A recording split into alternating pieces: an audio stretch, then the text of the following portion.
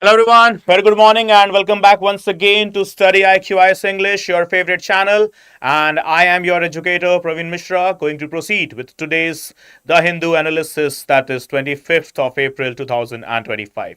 So the top headlines for us with regard to the UPSC CSE Prelims Mains as well interview. So here the first thing, what is with regard to the country of China and America, that is the ongoing so-called trade and the tariff wars. Okay, so what Beijing has stated, no ongoing talks with US over tariffs. Okay, Beijing, that is the capital city of China, has given the statement. That is, we are not in any particular state of any sort of dialogue or discussion with the United States of America. The simple thing that is the whole news is providing us, the message that is the whole news is providing us is just one thing. And what is that one thing? That is the present capitalism race, the race of capitalism, as in simply the race of supremacy between the two greatest powers of this planet, that is America as well as China. See, first thing, the word great powers or the greatest powers. It's not with regard to the only the culture or the heritage they have. Okay, it is with regard to two things. The powers they are considered great here into this 21st century, the modern world order, what we can understand, is with two things only. Okay, contexting their defense machinery as well as their economy. Right? So America and China, they both combine together to create more than $55 trillion economy of this whole globe. Right? So simply speaking, these two countries combined together, they can go ahead and handle the economy of the continents like Africa, South America, Australia, countries of Asia, specifically Southeast. Right? These two alone countries can take care of the rest of the nearly 200 countries plus. Right? Their economy is that big. America is touching the mark of nearly 35 or 36 trillion dollar, whereas China is touching nearly 22 trillion dollars plus of the economy. Right? So point here is they are big, very big. They are too big to fall as of now, what we can state. Right? The term generally we use for the bigger banks, okay, on this planet. So here, when we talk about the greatest powers, one is the economy and the second one is the military.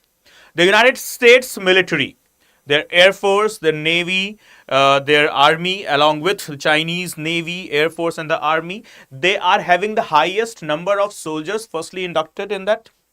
And secondly, the state of the art, modern day, cutting edge technology, they do possess. For example, China's J-35 Dragon, it is presently, that is on the date 25th of April 2025, is the world's most advanced fighter jet. As in, with regard to the features of J-35 Dragon, it can enter the outer space as well. That means it can go into exosphere and can also destroy the satellites that are hovering into the outer space. As of now, the present data what tells us. Okay, the present analytics of the J-35 tells us. It can re-enter the Earth's atmosphere. That means it can dodge the radar system of any country. So J-35, and that J-35 presently is a big trouble for us as well. Not the technology only. The China and Pakistan's cordial relationship, the closeness of these two countries, okay, yes, we must admit that this is a threat to us. J-35 Dragon, nearly 40 pieces, not nearly, exactly 40 of the J-35s. China and Pakistan, they have signed a pact, a deal, an agreement, or a treaty. Okay, where Pakistan is purchasing 40 J-35 Dragons from China, which shall be inducted into the Pakistani Air Force within next 1.5 years more. Right? And presently, as of now, that is till date, many of the Pakistani Air Force pilots, they are undergoing training inside the territory of China in order to operate and fly the J-35. Right? So obviously, it's a big trouble to us. Apart from that, we talk about the drone technology. Obviously, China is far ahead into the drone technology, and so is America. America's Reaper drones, America's attacking drones, and obviously the nuclear weapons. The countries of America and China, they do possess a nuclear set of the nuclear arsenal that can destroy the planet as per the global reports. okay, World Firepower Report specifically, they have the power to destroy the globe more than 5 times. Okay, if we combine the nuclears of America as well as China, they can destroy, they can bombard the whole globe 5 times. And now coming to this news again. That is, these two countries, in case they go ahead and they indulge in any sort of the physical war, not the trade, not the economical war. Okay, if they go ahead and they indulge into a war against each other, then you can understand how big threat it would be, not just for these two countries, but for the whole of the globe. Specifically speaking, let's say even they do not indulge in any sort of the nuclear weapons, in any sort of the nuclear fight. Okay, let's just assume they just indulge themselves into the physical battle only. That means it is going to hamper the supply chain of this whole globe. The trade, the global trade will be disrupted at the immediate moment, okay, in the first ever minute, in the case the start of the war between the two countries. And the biggest trouble, the biggest headache will be to the developing nations. And who are we? We are world's one of the biggest developing nation with the third largest market, fifth largest economy. We are touching the mark of $4 trillion economy, but yes, with that $4 trillion of the economy, we need to understand that the GDP forecast yesterday only, as well as the growth rate forecast, as per the World Bank, it has, degraded. We are now reaching up to the 6.3% of the growth rate only in the upcoming next financial cycle, that is 2025 to 26. This is the big trouble for us, right? Okay, so in case these two nations, they do indulge in the war, right, it will be trouble to the developing nations, and specifically we're talking about us, so it will be a huge problem for us, right? So we try our level best to stop the countries to go ahead into the war, okay, and just establish the peace as much as possible, right? So this is one of the threat Indian government is also facing, that in case what happens, the war initiates between the two. First of all, it will be the Third World War, and secondly, the biggest impact, it will be the developing nations. And we are a developing nation, the biggest developing nation, right? Okay, so this is the first news. Moving on to the next one here. Dear Pakistan, in case anyone from Pakistan is listening, stop this nonsense, please, right? The terrorists, they have been from Pakistan. We have got the crystal clear mirror evidence that the terrorists, they are breeded, they are trained in the territory of Pakistan, right? So obviously we have taken a measure to discard all the treaties, specifically the Indus Water Treaty signed in the year 1960, brokered by World Bank, right? Where the west flowing rivers, that is Indus, Chenab and Jhelum, was given to the absolute use of Pakistan, whereas the east flowing river, that is Satluj, Ravi and Beas, was given to India, right? As per the provisions or the protocols of the treaty of the 1960, no party, either of the party, could not step out of the treaty on its own, taking a unilateral decision. We cannot do that, okay? But yeah, with regard to the recent attacks, what we have seen, which has claimed around 28 lives into the Pahalgam, okay, we have decided to just pause. We have not ended the treaty. We have just paused the treaty of Indus Water. Okay, and apart from that, taking further cognizant actions, we have also ended the Wagah border parade. Apart from that, we have also restricted the visa norms for the Pakistani tourists, Pakistani citizens, specifically when it comes to the protocols of the SARC, right? So these are the countermeasures that Indian government has taken on a legislative, or on the diplomatic note only. So far, we haven't taken any sort of the counteroffensive measures through the military. And you must be thankful to your God that we haven't taken any counteroffensive measures with the help of the military, right? And now to counter that, what Pakistani government is doing, first and foremost, pausing a treaty can never be considered as an act of war, as what the Pakistani Defense Ministry is stating every now and then. Firstly, I would like to quote here, Pakistan's Defense Ministry's name should be changed. You must call yourself as a cowardly attacking ministry. You're not even there for defense. What type of defense? Which country is attacking you? Oh, I'm so sorry. Iran attacked you, right? बहुत बुरा मारा नहीं? right? And so Afghanistanis, Talibanis, they also attacked you. Ha, chalo, okay, you need defense ministry. Okay, I'm sorry, my bad. Okay, so Pakistan's defense ministry, Mr. Arif, was handling or heading the so-called defense ministry there, as stated that India's action of pausing, I don't know whether these Pakistanis, they do understand between the terms, difference between the terms pause and end, right? So we have just paused the treaty as of now, but for which they have stated that it is what? An act of war. Three words they have learned. Act of war. How it is an act of war? You want to see the act of war? Okay, let's wait a bit. Okay, couple of days maybe. You will see act of war in case, okay, retaliation thing, right? What the Prime Minister has already stated, what the Defense Ministry, what the External Affairs Ministry, what the ministries of the UK, US, Russia, Canada, France, Australia, New Zealand, they have been stating, right? Okay, so no problem. Okay, you are considering it as an act of war, no problem. But yes, the another thing that you are violating the principles of Chicago Convention of 1944. What about that? Are you aware that you cannot shut down the airspace between the two countries, specifically for the flights which are commercial in nature? You literally cannot do this, dear Pakistan, in case you are forgetting. Are you aware that there is an international convention on airtime boundaries on the commercial flights that is signed by whole of the nations through the virtue of the United Nations in the year 1945? And before the 1945 convention, we have got the 1944 convention. That is a convention that is signed before the start of the New World Order, even before the establishment of the United Nations. So it is a convention that is older than the United Nations even. That is the Chicago Convention of 1944. What they are doing here, they are literally shutting down their airspace, right? Now, the features with regard to the airspace which we need to discuss. Okay, so what is airspace? First of all, their airtime boundary of any country, it is termed as airspace. Specifically, when it comes to the reference of the commercial flights, the passage of the commercial flights, that is termed as airspace. Okay, so airspace, it is an international law. Okay, is the space above particular national territory treated as belonging to the government controlling to the territory. That is simply their airtime boundary. Okay. Now, the next thing. It does not include outer space. Please mark this thing.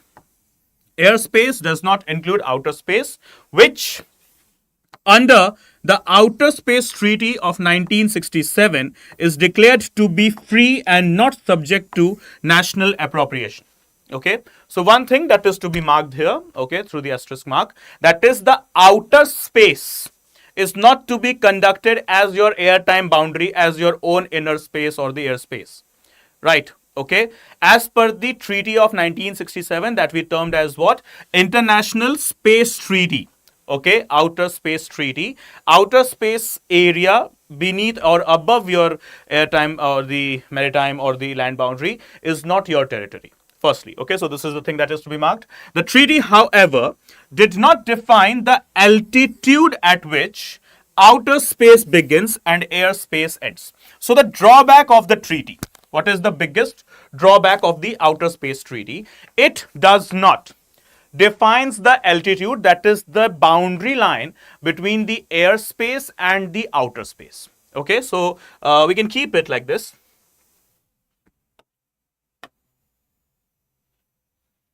Okay, let's say for example, this is the Earth. Okay, so this is the exosphere. Okay, so we can consider it as what? The exosphere.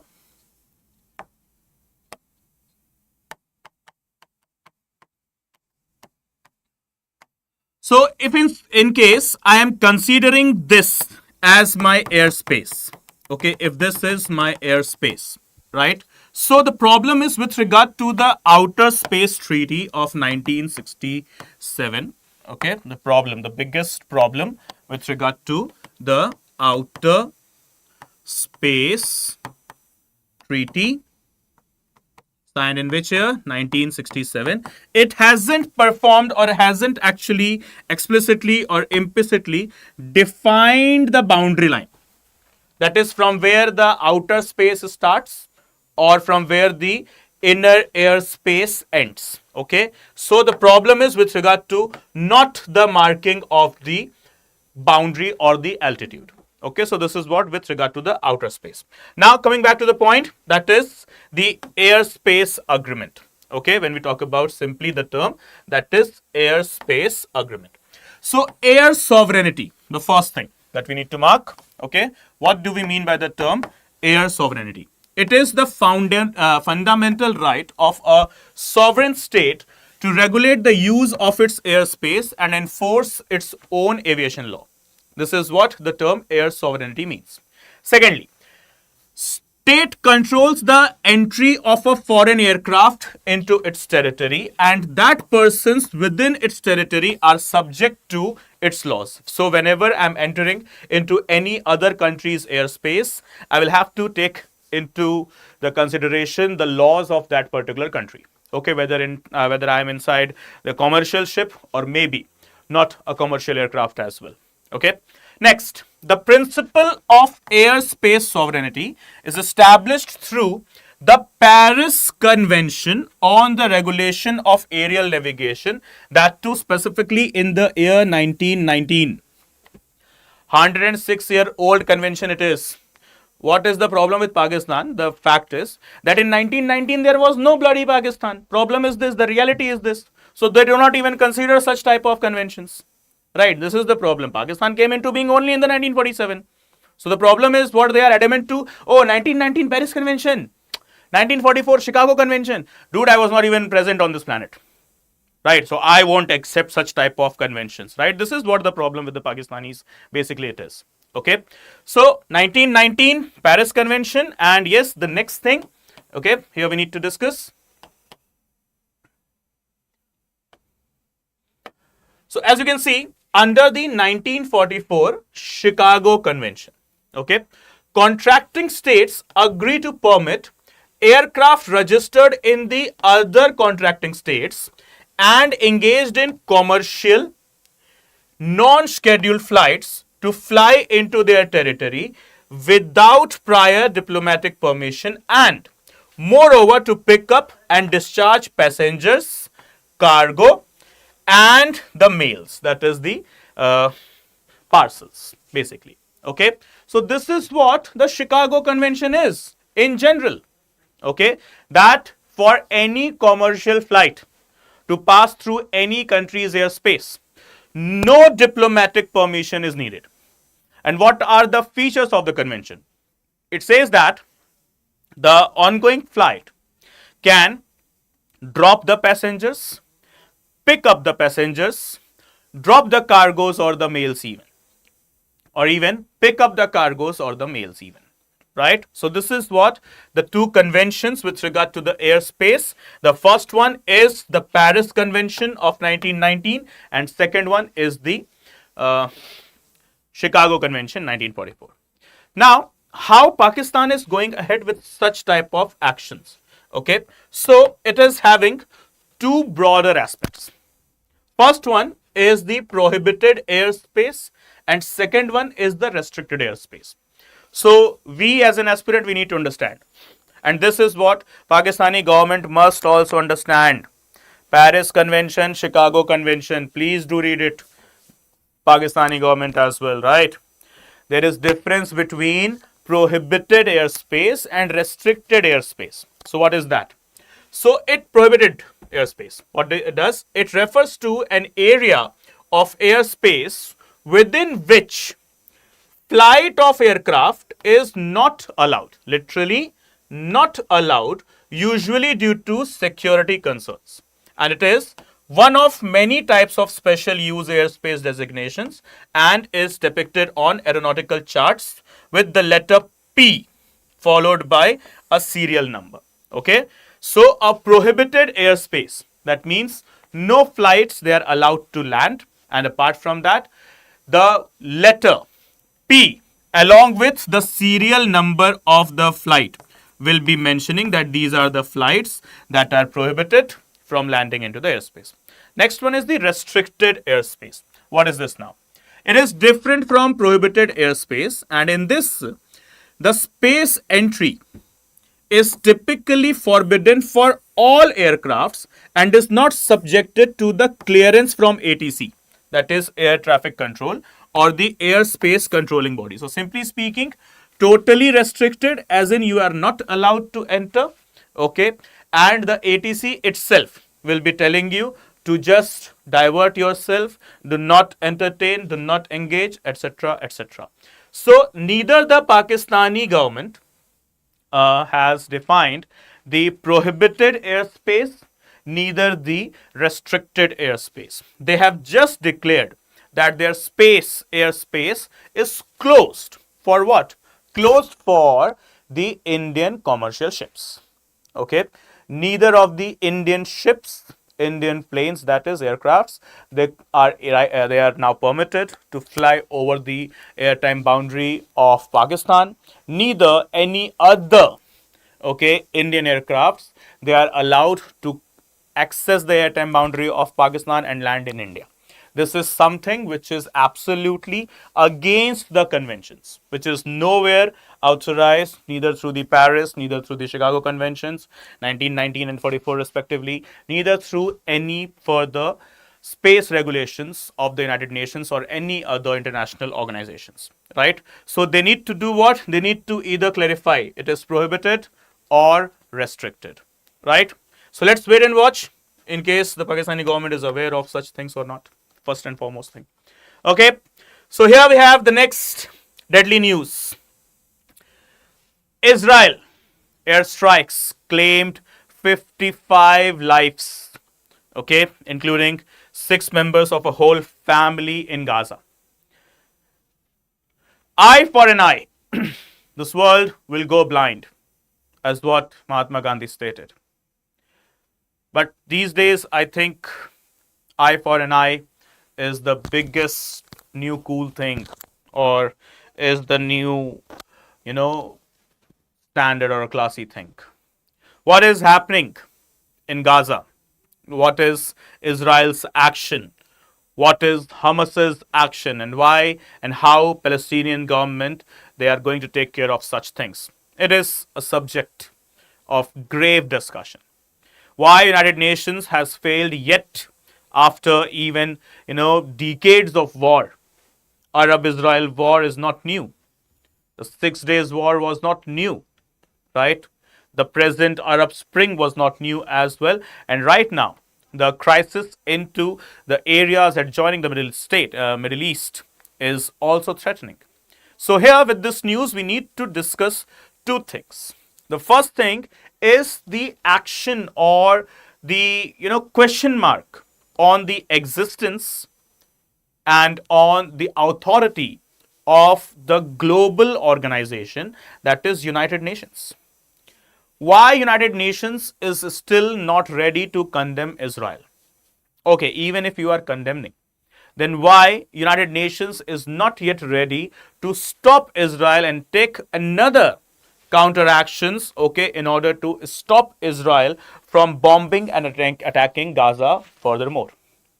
Yes, I must quote here. That is the most important thing to be mentioned. This time the war, not this time, neither the previous of the times, in the Arab-Israel war, 6 Day wars, and so on, right? Neither of the times it was Israel that took the first action, the first offense. Never. It was never Israel, just like India.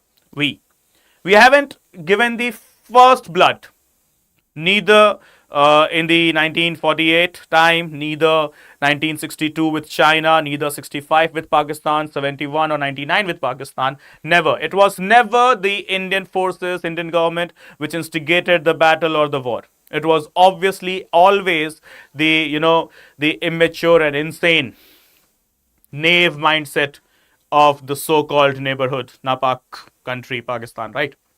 So here is what the logic. Never the first blood is given by us, neither the first blood is given ever by the Israeli state to the adjoining areas from Lebanon to Palestine to the other areas from, Gaza to West Bank and so on. Never ever, right? It is always from the other side. So on 7th of October 2023, what happened specifically? It was the militant or the terrorist group, we must mention it here, the militant or the terrorist group E also, that is termed as Hamas, provoked war and attacked the state of Israel. Obviously, Hamas, Israel, Palestine, Israel, not just with the boundary, not just with the territorial extent, from army to the defense machinery to the economy as well as to the international support. Hamas should understand, or Palestine should understand, that Israel is a state which is having direct, not even indirect, it's the direct support from US and its satellite states as well as the allied partners. Call it England, call it Australia, call it any other particular state, right? They do have the direct support to Israel in the Middle East. We talk about the Middle East corridor, right? So even knowing after all of these things, Hamas instigated the battle, the war. But this doesn't mean that the killings by the Israeli forces into specifically the Gaza region is justified. Israel's battle is with Hamas. Israel's battle is with the Palestinian government.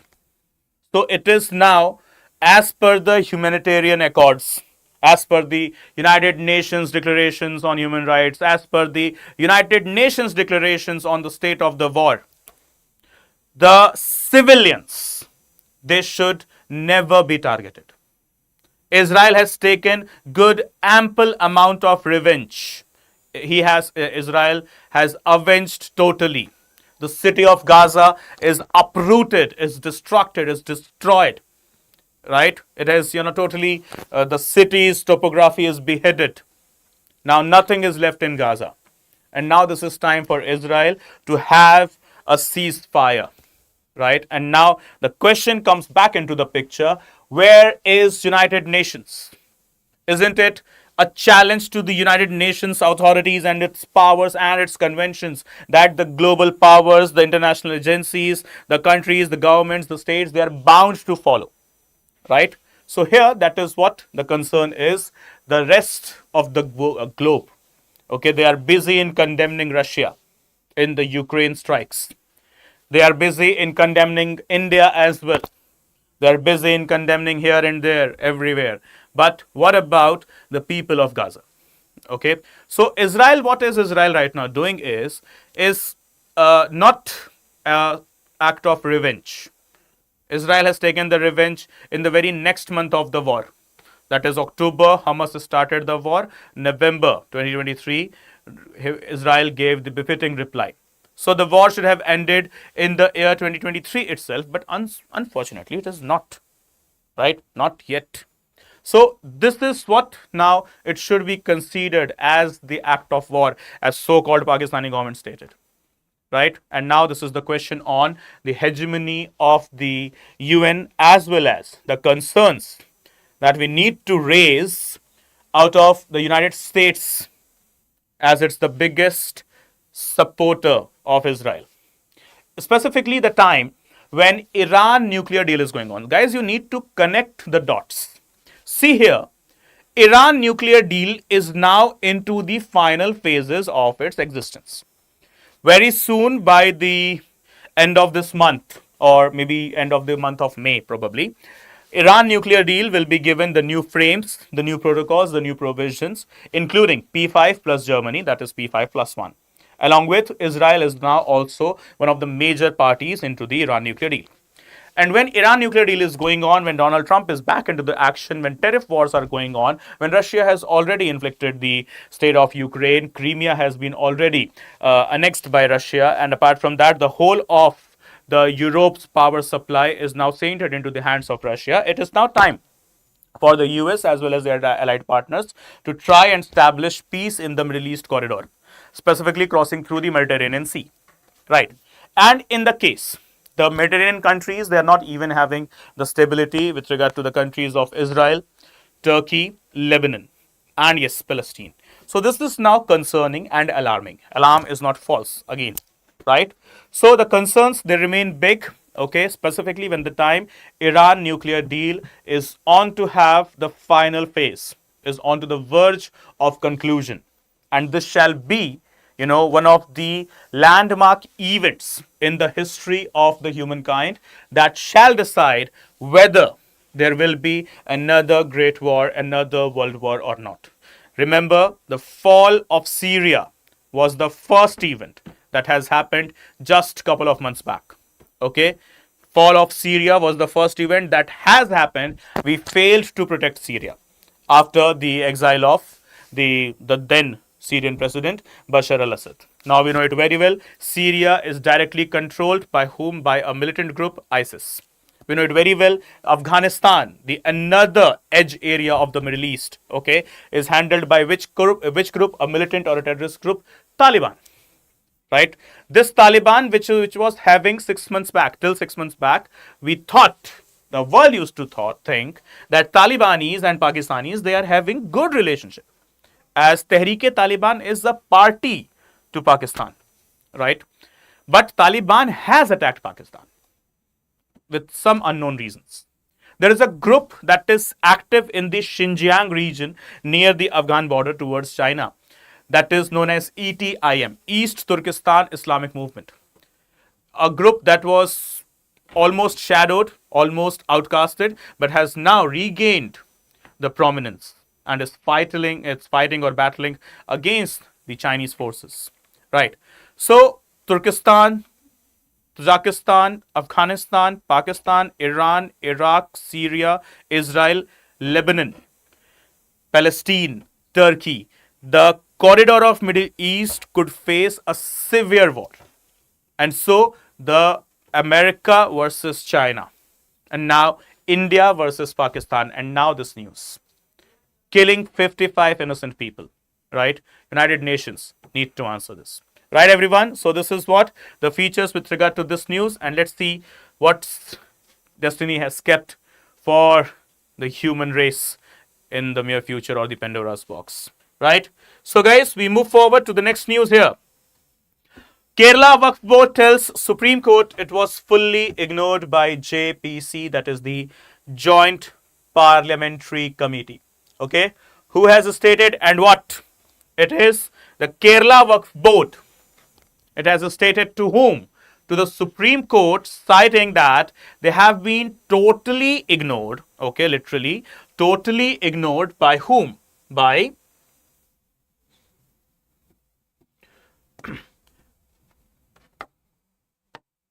as you can see the news, by the JPC. Okay, so what it is the what's the statement? The Kerala State Waqf Board has moved to the Supreme Court, condemning that the Joint Parliamentary Committee on Waqf completely ignored it, and the state. The main grievance put forth by the Kerala State Waqf Board is that the present JPC did not visit the state of Kerala.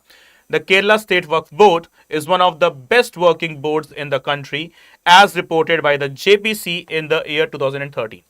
Okay, so what the Kerala Waqf Board has stated, that Joint Parliamentary Committee, while formulating the policies for the sake of the Waqf Amendment Act, didn't even visited Kerala. The state of Kerala, or the Keralam, was not even visited by the Joint Parliamentary Committee. And hence they have accused JPC of ignoring their griefs, their grievances, their needs, their demands, okay, their existence. So now, what is the thing which is the news? It is JPC, that is Joint Parliamentary Committee, right? So we need to discuss. We are aware about the Waqf Board. We have discussed it, tens of times, and we need not discuss further about Waqf Board. But yeah, the thing that is in picture, JPC, Joint Parliamentary Committee, what it is all about. So here we go, JPC. First and foremost, it is an ad hoc committee. Ad hoc, the word ad hoc literally means, in simple terms, temporary. What ad hoc means? Temporary. So JPC is a ad hoc, or the temporary committee, established by the Parliament to conduct a thorough examination on a specific subject, issue, or a bill. Okay. It consists of members from both the houses, that is from Lok Sabha as well as Rajya Sabha, and yes, from the ruling as well as opposition parties and is chaired by a member of the Lok Sabha who is duly appointed by the Speaker of the Lok Sabha. Okay, so basically, Joint Parliamentary Committee possess the members from the two, that is the Lok Sabha as well as Rajya Sabha, not just from the ruling party, but also from the opposition party members. Okay, the Speaker appoints the chairperson of the Joint Parliamentary Committee. Okay, and the chairperson shall mandatorily be coming from the Lok Sabha only. Though the membership it is coming from the Lok Sabha as well as Rajya Sabha, but the chairperson, that is the presiding officer of the Joint Parliamentary Committee, shall be a person who is coming from Lok Sabha only and not the Rajya Sabha. Okay, so the Parliament determines the composition of the JPC, that is, it is not fixed, and there is no set limit on the number of members. Further, the committee's recommendations are just advisory in nature. That means it is literally not binding or mandatory for the government to follow them. Okay, so what we have got? The Joint Parliamentary Committee. Okay, what is this Joint Parliamentary Committee? An ad hoc committee, that is a temporary committee established by the Parliament itself to go ahead for a thorough examination, analysis or research of any particular subject, topic or an issue or a bill. Okay, that is basically a legislation. Talking about the membership, the numbers, they are not fixed, okay, and it is absolutely left into the discretion of the Parliament to fix the numbers. And the members, they should come from the Lok Sabha as well as the Rajya Sabha. Apart from that, the chairperson of the JPC, it is mandatorily coming from Lok Sabha only. And who is the deciding authority, that who is going to be the chairperson? It is the Speaker of the Lok Sabha, right? So this is what the Joint Parliamentary Committee is all about. And yes, the thing that we shouldn't be missing at any cost, that is the JPC's report is not mandatory on the government. It is not binding on the government. Well, JPC is a non-constitutional body, right? We have a constitutional body that is known as the Financial Organization, or the Article 280, the Finance Commission, okay, which is a constitutional body itself, created by Parliament by the virtue of Constitution under Article 280. Their recommendation is also not mandatory or binding on the government. So what is a non-constitutional body's recommendation all about? It will be also, yes, not binding or non-binding or mandatory to the government, okay. So here, an interesting news. What is this? Tamil Nadu bans mayonnaise, right, made from raw eggs for a year, citing the health risk. Yep, this is a news even. That's correct. Okay. Who has banned? What has banned? It is the government of Tamil Nadu, right? It is the government of what? Tamil Nadu, right? Which has banned what? Mayonnaise. For indefinite period? No, the period is defined 1 year. Okay. For what reasons? Health. And mayonnaise made of what? Mayonnaise, they are made up of multiple things. But this time we are talking about raw eggs. Raw eggs as in which are not boiled. Okay. So citing the health concern, okay, what Tamil Nadu government has firstly used. See here, okay.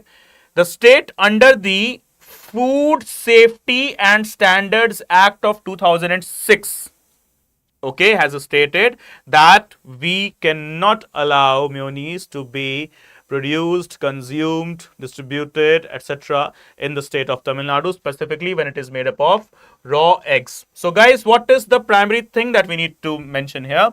That is, what is the statute through which legislation, which law, which act or enactment a state government is permitted to do so. So it is through the union legislation itself, that is the Food Safety and Standards Act 2006. Okay, what the GO issued by the Tamil Nadu government has mentioned, GO as in the government order.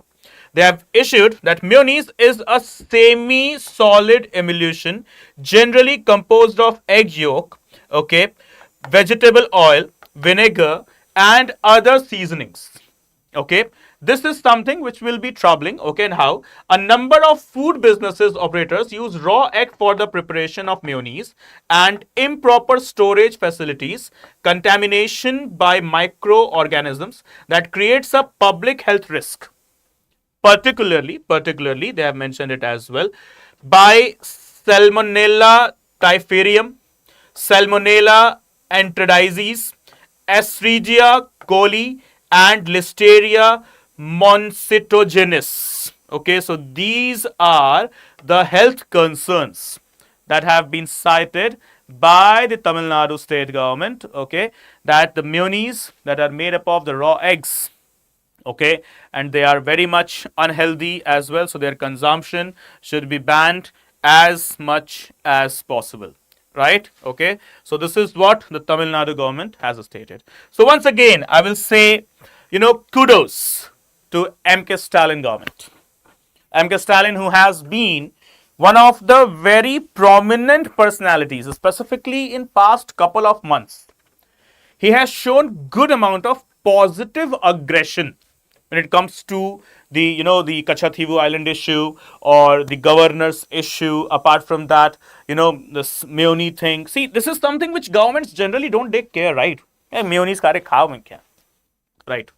But this time, the government of Tamil Nadu, they have taken clear cognizant action under Article 47 of the Indian Constitution. Yes, what MK Stalin and the government of Tamil Nadu must be applauded for, must be praised for. That is, you might be just watching it as mayonnaise, but the government has watched it under Article 47. That is Part 4, Directive Principles of State Policy, which states clearly, what? It is the duty of the state to raise the level of the nutrition and eliminate all sort of intoxicating substances from the society. That is not so good for the health of the masses. This is what exactly Article 47 has to state.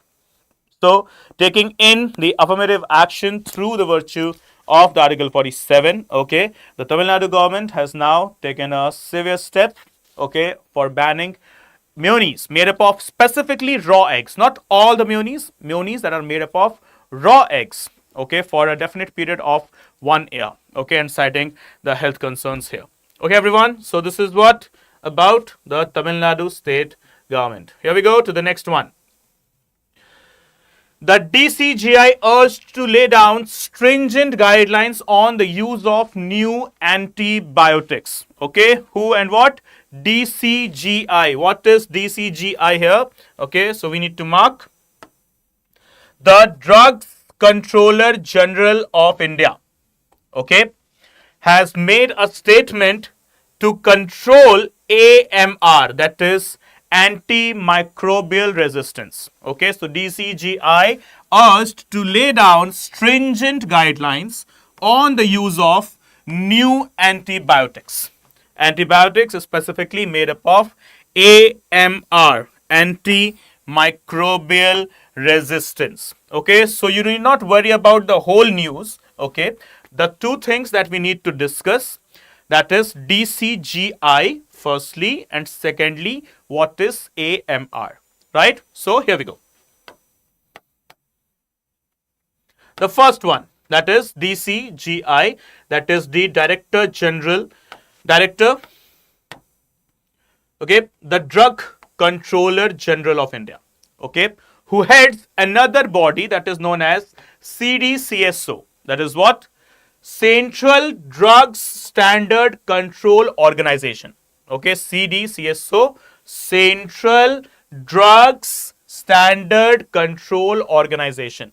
So DCGI, what is DCGI? The Drug Controller General of India. He or she heads an organization, leads an organization that is known as CDSO, that is Central Drugs Standard Control Organization. Okay, now we talk about just simply the Drug Controller General of India, that is DCGI. So it is what? Okay, so firstly CDCSO. It is here. It is the Central Drug Authority of India. So all sorts of drug regulations, production, consumption, distribution, storage, etc. for any sort of drug. Okay, any sort of non-psychotropic drug, guys. Okay, for that we have got NDPS. Okay, it is handled by CDSO, that is Central Drug Standard Controller Organization, control organization. So it is a national level regulatory body under the Ministry of Health and Family Welfare. Okay, so CSO is answerable to which ministry? It is answerable to the Ministry of Family and Health Welfare. Okay. The body is responsible for approving licenses for certain categories of drugs, headquartered in New Delhi. Okay, and there are 6 functions to the Central Drug Testing Laboratories. Okay, under the CDCSO, that is testing, regulating, licensing, taking care of the storage, transportation. Okay, so these are what the functions to the CDCSO, and now specifically talking about the DCGI. Okay, it establishes standards for the manufacturing, sales, import, and distribution of drugs in India, leads the CDCSO, okay, and prepares and maintains the national reference standard for the drugs. Okay, so simply speaking, he or she is entitled to take care of act, that is what is known as Drugs and Cosmetics Act. Okay, so the biggest thing that the director, the Drug Controller General of India need to take care is the Drugs and Cosmetics Act. Apart from that, all the type of sale, purchase, manufacturing, storage, transportation, import, distribution, etc. they have to be handled by whom?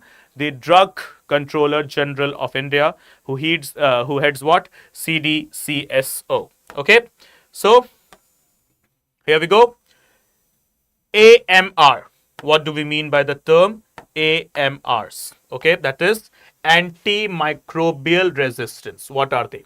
So first thing, antimicrobial resistance is the resistance acquired by any microorganism. That is, it could be bacteria, viruses, fungi, parasites, etc. against the antimicrobial drugs such as antibiotics, antifungals, antivirals, antimalarials, and anthelmintics, okay, that are used to treat infections. So what are AMRs basically? AMRs are basically the antibodies that provide us the immunity or the support when we take antibiotics. Okay, antibiotics of any type, whether it is related to the bacteria, fungus, malaria, viral, whatsoever. Okay, so as a result, standard treatments become ineffective, infectious persists, and may spread to others in case, okay, if it is not concentrated, if it is not protected at the earliest possible time. Okay, so AMRs basically for the sake of what? Antibiotics. Okay, antibiotics as in maybe for malaria, maybe for virals, maybe for fungals, whatsoever. Okay, so this is what AMR is all about, creating antibodies. Okay guys, so that's it from my side today in this session of the Hindu Analysis, 25th of April 2025, right? Thank you so much for watching, guys. These were the top headlines for the day. And yes, please do not forget to subscribe to our StudyIQ IS English channel. As you can see, okay, morning 9 a.m. you have the first session. Then after that, whole day till night 10 p.m. you are provided with the sessions, with the classes, with the videos related to the current affairs topics as well as the static topics as well. So the agenda is clear. Okay, the motto is clear that we need to turn your dream into reality, right? You need to take off from your hometown and land directly into what we call it as the Queen of Hills, 6,000 feet above the sea level.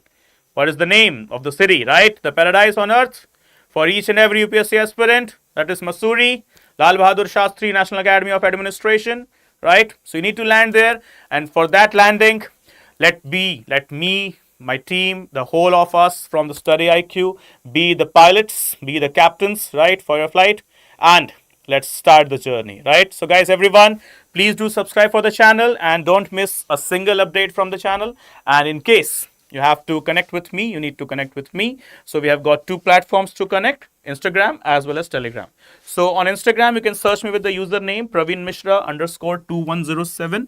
And on Telegram, I've got a channel for you that is a study _with _Praveen. Okay, guys. So please do connect and let me know if there is anything, if there is any doubt, how can I help you and how can I support you further?